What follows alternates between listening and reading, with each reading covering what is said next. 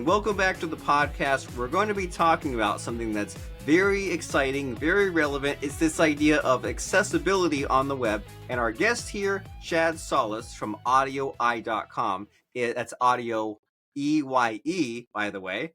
Chad is a seasoned marketing and product leader with over 2 decades of experience in driving business growth and in and across various industries. He's a data-driven executive. Chad scales businesses, he grows companies, he's taken companies from $30 million to $3 billion in annual revenue. He's helped 4 companies execute successful IPOs. So we're going to find out about how marketing has evolved, how we can get the most out of our marketing teams, prioritizing digital accessibility, content creation, so much more. So Chad, glad to be speaking with you. Robert, thanks for having me. I'm excited for this opportunity. I am as well. And so we introduced you a little bit, but in your own words, what are you all about? What has you just passionate and fired up? Yeah, what has me fired up is I love growing businesses. I love doing it in a meaningful, profitable, and efficient way. I'm not a grow at all costs kind of guy. I like to do it efficiently and effectively. And really, that's what I'm about. But what gets me excited is about creating meaningful digital experiences that drive happy customers, which ultimately at the end of the day drive happy shareholders. Wonderful. Well, I need to know in a moment what a meaningful digital experience is, but I kind of got like Yeah. two thoughts coming into my head at once, because the other thing is like, well, you think about like kind of becoming the best person you can be, right? Becoming the upper tier, the upper crust. You think about, well, a lot of people are just content being like 9 to 5 employees. Then you have this other level of like entrepreneurs. But then when you become an entrepreneur, but you grow a business, you realize a couple of things. Either you're kind of in one person mode and you hold yourself back, or sometimes you partner up with people who like they themselves are afraid to really like take risks. They take calculated risks, right? They're afraid to talk to people and grow the company, and sometimes you get blocked there. So I'm really glad that we're here with a scaling guy, a growth guy who can kind of push us out of our comfort zone and tell us to have the marketing budget, build the team, do all these things that are necessary. But like, what do you have to say about that right off the bat? As far as like, we can be our own worst enemy, we can self-sabotage, we can limit ourselves. Like, what have you seen in the trenches over the years? Yeah, I think there's a few things. Number one, I think marketing and sales teams don't align early enough in the process because you mentioned a few things like budget, for example. It's one thing to have a revenue number you're chasing, but then you don't have a marketing budget that aligns to that revenue number. The other thing is that the buyer behavior is changing, and that changing behavior becomes more reliant on marketing being well ahead of that buying process. Buyers are doing their research with communities, peer-to-peer, review sites, all before they're engaging with you as a business. And so your marketing strategy has to be actually well ahead of that buying process to really be considered in a purchase process by a customer. And honestly, that's inclusive of B2B or B2C. And so, that's where I see things happening a lot earlier. That's a great insight, because there's that thought of, well, I've got my landing page, I got my sales letter, and that'll do all the convincing. But as you're explaining that, I'm thinking like it's very rare for me, if I make a purchase, to get convinced start to finish on that web page, right? I'm usually already following the person, I've already done research. I go to the web page, I'm like, hey, what else is out there about them on social media and YouTube and Google? And then I come back, or I might come and like do my other research. But it's like, we would all love to be in that position of our sales leader doesn't have to do all the work, right? They're already kind of pre-educated. They've already done the research. We have these other kind of marketing aspects in place. And maybe it can be like counterintuitive, right? Because like when you're looking at the numbers, maybe they are warmed up from the email sequence, the retargeting, the ads. And so it's a great insight there that we have to have like both sides on the same page, right? You have to have the marketing budget able to match what is being done as far as pouring in that kind of marketing juice. And so when we are trying to get the word out, right, trying to do that marketing, do you have a favorite channel or like a favorite way of getting that website traffic? Man, and it may sound like a cliche, but it has to be an omni-channel experience. It has to be, and I would actually back up and say it depends on the audience. And all marketing begins with the audience. And once you understand who your audience is, where they get their information, where they're doing their research, that becomes my favorite channel. So that is frequently in today's buying market. That's frequently social media, from YouTube Shorts to long form YouTube to TikTok. And then LinkedIn is an emerging channel as far as social media, and buying behavior is also, buying behavior. And it just depends on your audience, because if like your audience is, say, government or education, they're not going to be on LinkedIn, they're going to be in other channels. And so you move that direction. If your audience is high tech or, uh, consumer packaged goods, or,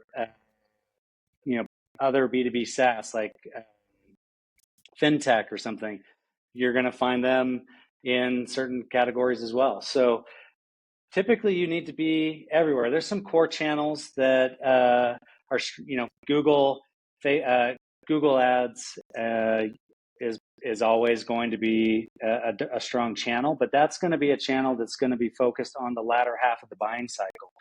If you want to be focused on the top of the funnel, true awareness, you're going to be more strongly in awareness channels like YouTube, TikTok, Medium articles, Reddit, things like that. I love it. And because you think about how when social media became used by a lot of people, there was always the question of like, well, how will this fit into marketing? And there was like that disconnect at first, right? Like, well, if someone's on, say, Facebook, then are they there like just for entertainment purposes? Can I eventually convert them to a buyer? But it seems like now they're more developed, right? Now there's like you said, the Google ads is more of like the end of the buying process. They're maybe ready to buy or it's more urgent, but then these social media channels, they're spending all day, every day there. So why not follow them around with ads and warm them up so that way when the timing is right, or they're just at least kind of staying warmed up for us. And then when it comes time to pull the trigger, then they can and they will. And then we mentioned at the beginning this idea of a meaningful digital experience. And you're a accessibility company, and I have like a couple of ideas what that might be, but I know that I can't be 100% accurate. So what are we talking about when we talk about like a meaningful, accessible experience on a website? Yeah, very great question. And, the meaningful to me means you become individualized with whoever that prospect or customer is on your website or your mobile app.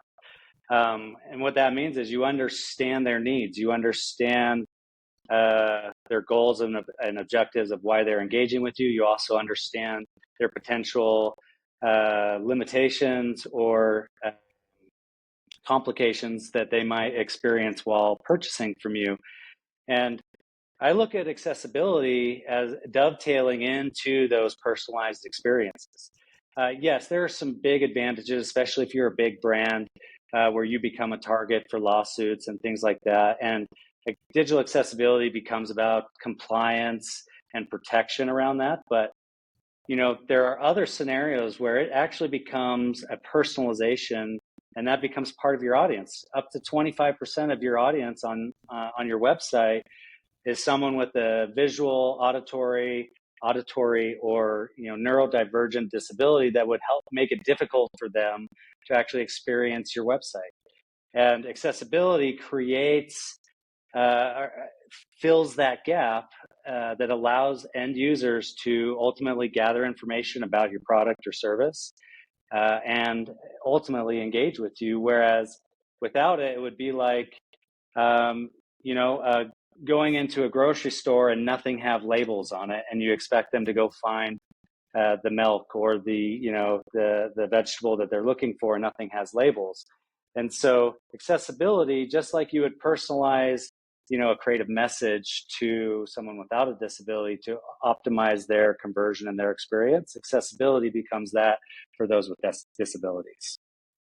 Wonderful. So personalize, be accessible, meet people where they're at. They might be neurodivergent. They might have bad hearing, bad eyesight, might be elderly. Who knows who you're dealing with? You're missing out on a lot of people if you don't kind of perform these customizations. And so, from a layperson's point of view, you mentioned accessibility. I picture like that wheelchair icon in the bottom corner where you can like pop things out. What comes to mind is like large text, or if you have a video playing, there's like maybe like a caption button. But what are people missing when it comes to accessibility? If someone says, well, my website needs to be accessible, it could mean all these things. What's like a logical starting point, or maybe like the first step or two in this? Yeah, great question, Robert. There is no silver bullet in solving for digital accessibility, and oftentimes in a world of AI and technology, marketers will look for something as a silver bullet, and unfortunately, that doesn't exist. We believe there is a gold standard that solves for digital accessibility and does so in a thoughtful, progressive way, which is a three-prong approach. We do use AI based technology for automation. Those that to use the example you shared, the little wheelchair in the bottom of the screen. That solves a portion of the accessibility problem. It's a great place to start, but it only solves about 40% of the accessibility problem. We then believe the second step in that is through human-assisted efforts, and through expert audits at AudioEye, we use both trained professionals as well as those with disabilities to audit experiences and then share those changes and recommendations back to the customer to either make directly, or we can provide those custom fixes for the business directly. And then the third part is actually the best way, which is solving for that at the source of the code. And so we do that with SDKs that can integrate with a variety of development platforms for your product or website or e-commerce platform. So those three approaches, fix at source, expert audits, and then AI-driven technology, we feel ultimately solve that accessibility problem.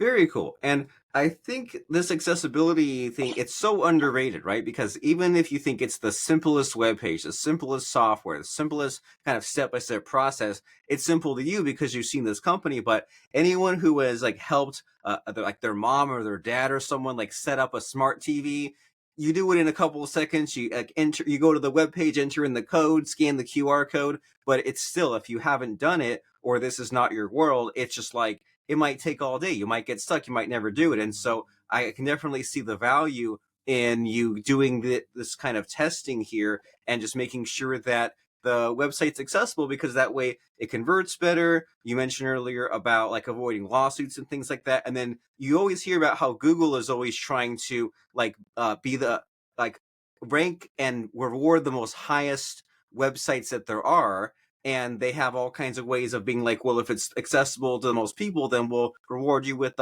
more search engine listings, higher rankings, things like that. And so that's what we want to do. And so you mentioned how you kind of do these things like audits and ways of improving. And so can you walk us through, do you have a fun success story, study of some company you've helped with this accessibility issue? Yeah, I might, just to make it personal, I'll take it back to where I came into awareness of digital accessibility. You mentioned a little bit of my bio. I've been doing digital marketing and growing companies for over 2 decades. However, and for some really big national and international brands, but the first time I came across it was during my experience at recently in the last 5-6 years for a company called Traeger, who has a big e-commerce presence, but they also have a mobile app and a physical product, all of which kind of work together. And we were going through a lawsuit, or at least a potential lawsuit. The nice thing is this particular individual wasn't after money; he just wanted an experience to use our product, and so I engaged with digital accessibility for the first time in 20 years, just recently, 5-6 years ago. And going through that process, it was a really big learning experience.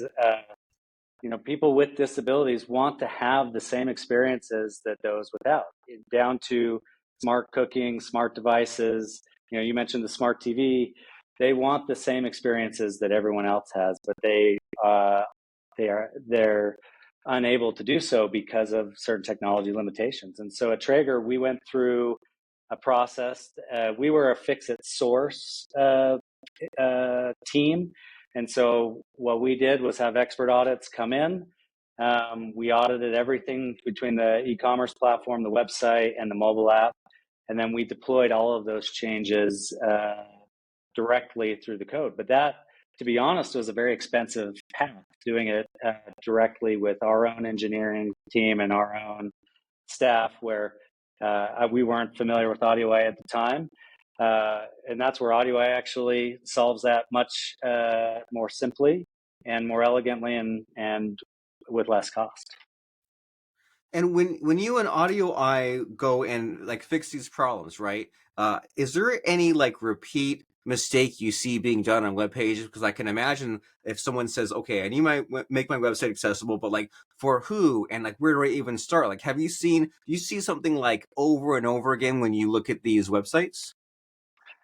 Yeah, you would think, given that it's 2024 coming into 2025, that some of the basic things uh, would be would those problems would be removed at this stage, if for no other reason, um, for SEO, but they still become a problem. So inappropriate use of title tags, lack of use of alt tags on images. A really big infringement is, if you're doing alt text, you're actually not providing the correct contextual information that makes it useful. There's still contrast and font issues.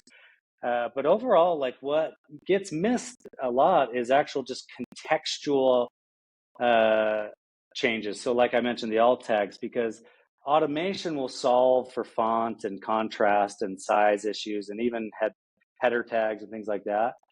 But what it can't solve for is the contextual pieces and getting that right for end users. So, if something's changing color to signify something, or if you're describing a product image, but you just say it's a pair of shorts rather than it's a pair of brown shorts that are 9-inch inseams with pockets on the side, a zipper pocket behind the primary pocket, and the primary pocket on the hips. Something that's a lot more descriptive. That automation can't solve for that, and that's where the expert audit component comes in and contextualizes, which really makes it powerful for someone with disabilities as an end user. So I'd say that even your most common things still, though, are, let me back up, only 4% of the web is accessible. So 96% of the web is still missing those basic fixes that make an experience tremendously better for an end user with disabilities. That's amazing. Only 4%. I had no idea. And you're giving me a little bit of an aha here because I think I do sometimes notice when the title tag isn't quite right. When I see it in the browser tab, I'm like, hey, why did they use that for the title? But then I've been seeing, I don't see it all the time, but sometimes I'll hover over an image and it'll be like this big paragraph of text, like exactly describing the brown pair of shorts and the pockets on the sides and the 9-inch inseam. And I didn't think much of it, but now you're giving me a flashback. It's like, oh, that's there. So that way, if someone who's vision impaired can like know what the image is without it having to be there. And that's just a little bit of a mind-blowing moment there that now for now and forever, when I see an image with an alt tag or I happen to see like the super detailed caption, it's like, oh, that's so that way it's accessible, right? So that way someone can still understand what it is. And so we've had this discussion here of accessibility and a little bit about like business growth and what you've done. But in these last few minutes here, I want to make sure, since this is your first podcast here, Mr. Chad, and congratulations on that milestone. But you being on a podcast, the focus is on you and your successes. And because we just met, I might not know the exact right question to ask you. So in our conversation, either about accessibility or about you, is there a missing, hidden, invisible question that you wished I was asking you? And can we just pretend I asked it and tell me the answer? Yeah, Sure. What I would say for that, and it comes up in every role that I've had uh, when I'm growing a business. The single most important. They're like, what is the single most important thing you can do? And they're looking for a silver bullet, or a program like, do I go to Google Ads? Do I do Facebook ads? Or do I, what technology should I buy? And the answer is always the same for me. There is no silver bullet, but there's a few things that are a home run every time. One is understand your audience, understand your buyer. And when I say that, I mean, not your classic persona that you like pin up on the wall in the office. And it's like, they like to get coffee at 7 a.m. and they read this magazine while they have their morning coffee. And then they like to open their dashboard. That's not helpful. It's the things that they're doing in their actual everyday life, in their personal life, where they're consuming information and where they educate themselves. That's the single most important thing. Understand your audience. Then the next piece is, once you understand that, test everything from your programs to your ad copy to your scripts with your selling team.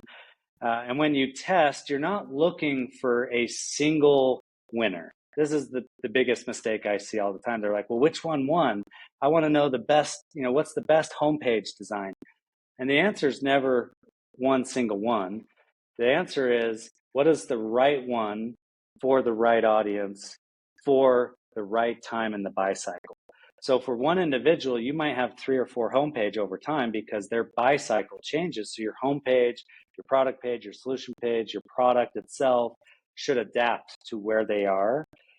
So that means at some point in time, you may have hundreds or thousands of versions over time. And again, some people get overwhelmed by that, but it's not happening overnight. It might happen over 5 years, but you start finding these little segments of opportunity. And when you do that, I've seen sites grow from, you do a classic A/B test, and you might see, a 20 or 30 or 40% lift in something. You actually do a personalized to a segment A/B test, and then you do that across all segments. You might have an aggregated conversion increase in the thousands of percentages. And I've seen that actually at multiple companies where we were dealing with 1 to 2,000% increases in conversion, not 1 to 200% or even 10 to 50%. And that all comes down from understanding the audience, testing a lot, and then optimizing to a segment. Maybe a little more long-winded than you were after, but that's what I would say has been one of the keys at every business I've been at. And long-winded is okay. It wasn't that too bad. And that's why we have Mike, the content guy, to do some trimming, and he can get that fit into a reel, all the best parts of it. But I love your insights here. Like, what are your segments? And that helps you to figure out what their problems are. And sometimes you hear about like having the sales calls or like the customer onboarding calls, even if it might be kind of repetitive. You have 30, 40, 50 of these to like really get to know your people, where they're stuck, what they like. And then you mentioned earlier about traffic and marketing channels, and there's probably like, a handful, like 4 or 5, but get to know your people. Where are they hanging out? That's how you can get in touch with them, follow up with them, and then when they're near the end of that buying cycle, hit them with some more ads. That way you just kind of guide them along until they get to where they want to be. And then you mentioned about A/B testing and having special landing pages for these segments. And as soon as Facebook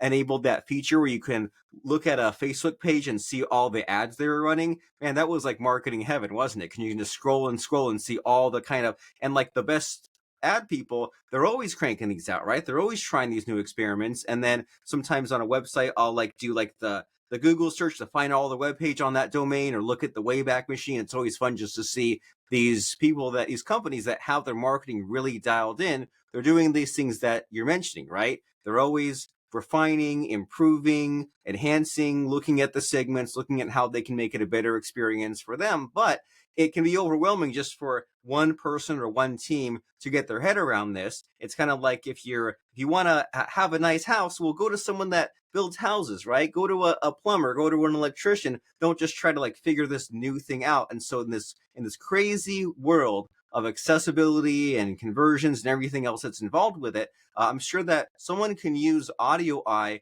to get their company to the next level, to implement some of these solutions that we're talking about. And so, how does someone know if their company is a good fit for AudioEye, and what are some possible solutions here? Yeah, great question. So if you have a personal website down to you're a giant e-commerce or B2B software company, you are a candidate uh, for AudioEye. And we have solutions from small business to enterprise, and the economics follow that. It's very affordable for small businesses. We serve over 100,000 websites currently of all various sizes. And then we have solutions for massive enterprises. And uh, to get started, I would say, give us a call, and we'd be happy to consult with you and work through that accessibility problem for you. The the reality is at some point, there's kind of two approaches with accessibility. There's one which is usually the primary driver, because again, companies are feeling the pinch of trying to be profitable, and so there's a cost component, and so they have to trim out wherever they can.